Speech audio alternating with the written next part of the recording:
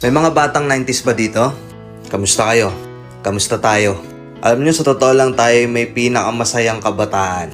Tayo yung mga kabataan noon na napakababaw ng kaligayahan. Tayo yung mga batang batak sa arawan kahit napagalitan ng magulang, okay lang basta makipaglaro sa mga kaibigan. Di natin alam kung ano yung teknolohiya. Di natin alam kung ano yung cellphone. Di natin kilala si Coco Melon. Kontento na tayo sa mga laruan natin at sa kung ano yung meron. Tayo yung mga batang halos makompleto natin lahat ng laruan sa Jollibee at McDo. Bumibili tayo ng tig-pipisong laruan baka sakaling may laruan doon sa loob. Naalala nyo?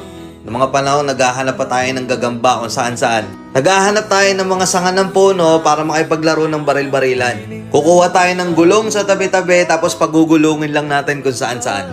Mabibwisit tayo kapag hindi tayo pinayagan ng magulang natin makipaglaro sa mga kaibigan natin sa ulanan.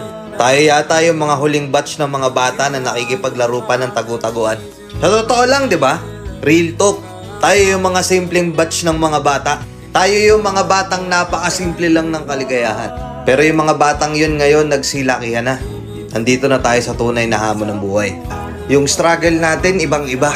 Pero magtataka ka, yung mga bata ngayon, iba na rin sila. Yung mga bata ngayon, feeling nila mas magaling pa sila sa magulang nila. Yung mga bata ngayon, nagre-rebelde agad kapag hindi na pagbigyan yung mga simpleng gusto nila.